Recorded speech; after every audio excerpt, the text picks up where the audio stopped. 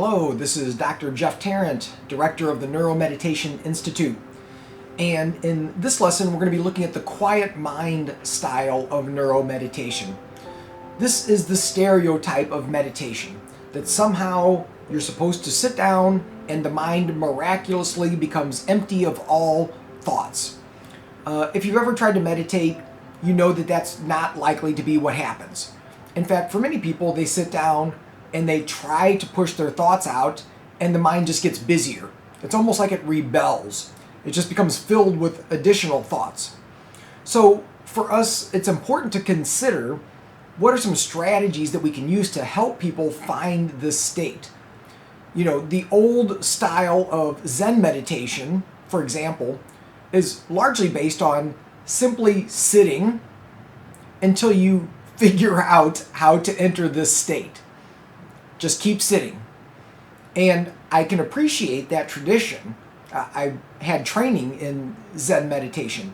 At the same time, what I've found is that for many people that is way too difficult to just keep sitting and hoping that you kind of figure out how to enter this state. So we want to look at some other strategies. We also want to talk about some of the science and what's going on in the brain in these states of meditation and the potential benefits that we might receive from engaging in a quiet mind practice. So I want to start by actually using Transcendental Meditation as a little bit of a model for quiet mind. Now, on this diagram, you'll see that in a Transcendental Meditation practice, you're actually starting with the conscious mind. You're starting with something active.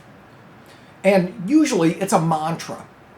So if it's a traditional Transcendental Meditation teaching, your guru gives you your particular mantra. So it's a particular phrase or set of words that are for you. And you repeat those over and over and over and over again, putting your full attention on your mantra. So that's actually a focus practice. If you think back to what we discussed in focus, that's focus. However, the Transcendental Meditation process is a little bit different because this is just the beginning point. You're using the mantra to stabilize the attention.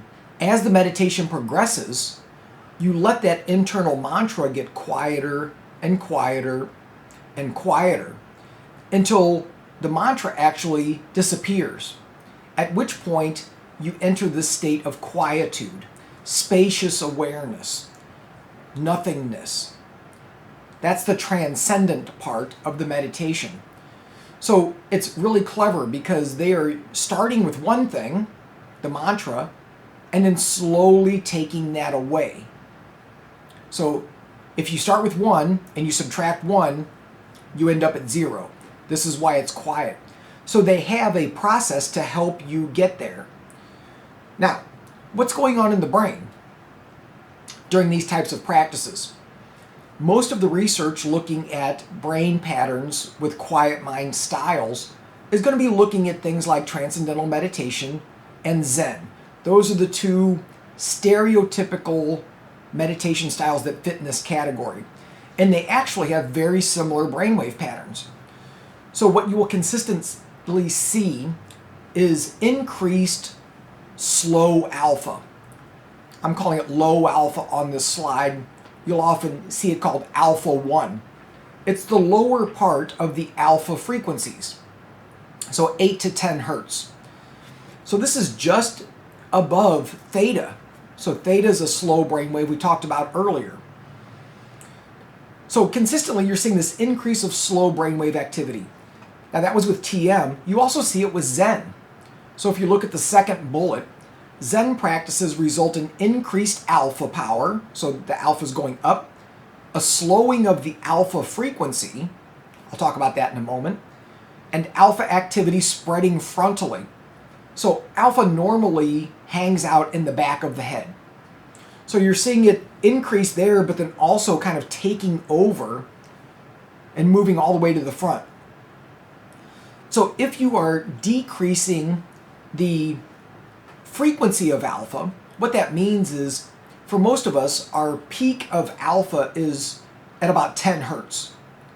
So if you're decreasing that, you're shifting it down let's say 9 hertz. That's in that alpha 1 frequency band. So even though they're describing it slightly differently, the research with Zen is very consistent with Transcendental Meditation. Now, the last 2 bullets have to do with where in the brain this seems to be happening. And without getting into too much nitty-gritty, what this essentially is showing is the alpha 1 activity is increasing in a network in the brain called the default mode network. Now, I'll show you an image of that in just a moment, but the default mode network is exactly what it sounds like. It's a network.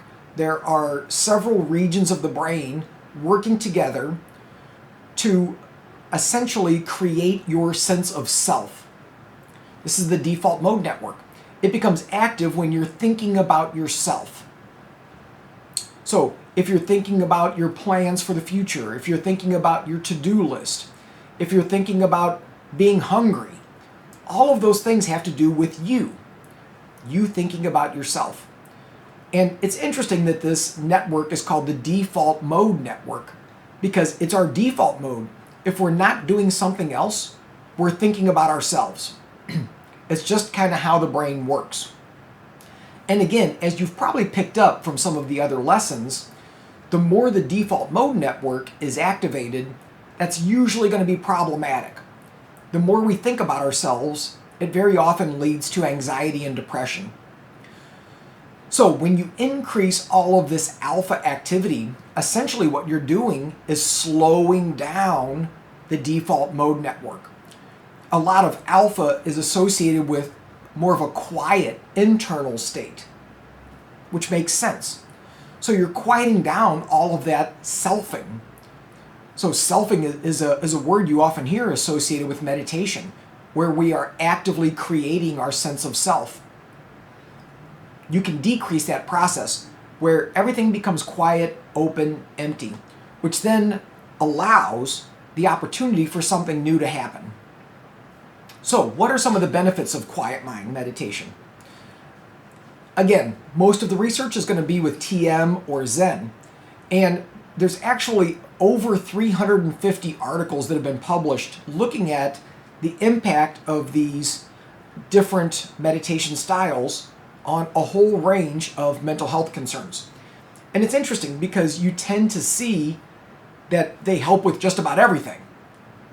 Now, the one thing I would add to the list of mental health concerns like anxiety and depression is pain. So this is one of the very few meditation styles that you see that has a significant impact on pain, as well as things like lowering blood pressure, so more physiological impacts. But again, doesn't that make sense? You're quieting down the nervous system. You're relaxing that default mode network. And so that by itself is shifting your nervous system into a state that's going to be less overactive, less engaged. So more in that parasympathetic mode. Now, one of the things that's interesting is that for many people, like we mentioned, the Zen tradition is going to be a little challenging. Transcendental meditation may not fit, that may not be a great match for what you're wanting to do, or you may just not have access to a place to learn TM. The good news is there's lots of other strategies to help get you into a quiet mind state. And one of them that I really like was created by a guy named Les Femi. And he has a program called the Open Focus Brain. And essentially what he found is that if you use specific types of imagery in a guided meditation, particular imagery that is orienting you toward the absence of something, so distance, space, volume, when you orient your attention toward those aspects around you or within you, the brain gets quiet.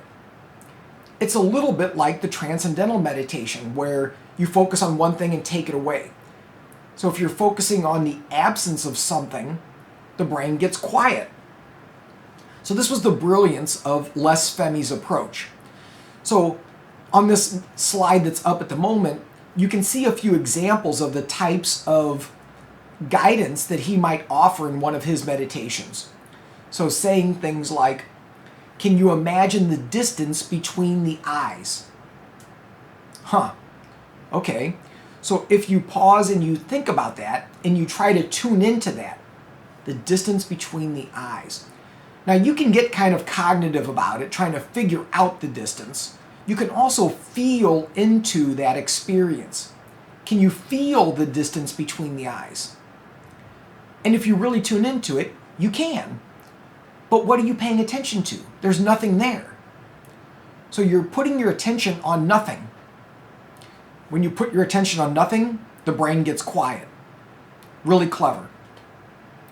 So in his meditations, what he will very often do is go through a whole series of these kinds of questions, one right after another, giving you maybe 30 seconds with each one. And what I've noticed when I've guided people through these types of meditations is that it usually takes them about 10 or 12 minutes to really settle into the meditation, to really begin to understand how to feel into these questions rather than think about them. And by the end, virtually everybody is in a very deep state of meditation. So I mentioned pain earlier. This type of practice is actually amazing for chronic pain. The same guy, Les Femi, wrote a book called Dissolving Pain, where using these techniques to really work with kind of chronic pain syndromes.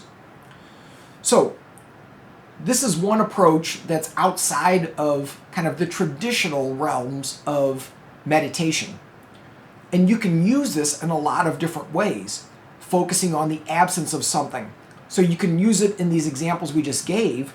You can also do something like using sound, using negative space with sound. So there's a couple of examples that I want to give you, things that you might try on your own as a way to kind of start to experiment with these states of quiet mind. The first is using chanting. So chanting a simple tone like Om. Right? We're all familiar with Om. Om.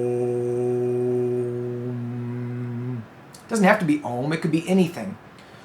So either finding a audio that's already done of somebody chanting Om, or you can do it yourself. In a perfect world, you might have something to listen to that you can follow along with.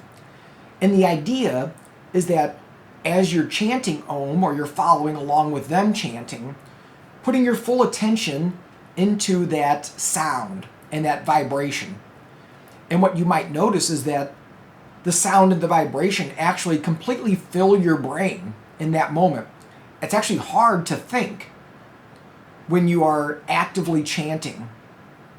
And even if you're not saying it out loud, but you're doing it internally, saying Om internally, the mind gets really quiet. Then you have to take a breath, and there's a space before the next Om. So during that space, can you just focus on the silence? Now you're focusing on nothing. So you're essentially alternating between focusing on one thing and focusing on no things. So again, it's kind of an adaptation of the Transcendental Meditation approach. And it's a great way to start to feel into what a quiet mind state feels like. I see a lot of people who have the idea in their minds that they can't get into a quiet mind state. It's impossible for them. They never have a moment of quiet. And that's simply not true. We all have moments of quiet. We may just not be aware of them. And they may be very short. So it's easy to miss. So experiences like this, experiments like this, are great to start to understand that, oh, wait a minute, there are moments where things are quiet. Or maybe they're not perfectly quiet, but they're quieter. That's a step in the right direction. Remember, it's a developmental process. You're not going to just automatically be at this advanced level where the mind is completely silent for 20 straight minutes. You take a little moment at a time and you use that to build. You can also use crystal bowls or gongs or instruments like that as another tool to work with this idea of the space between sounds. So you could strike a crystal bowl, follow the sound, put your whole attention into following that sound. Where does it go? Can you be curious and be immersed with the sound?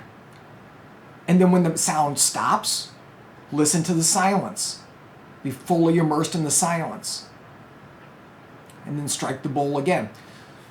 So again, the point here is that there are a lot of different opportunities, experiences, tricks, tools to help you find this state.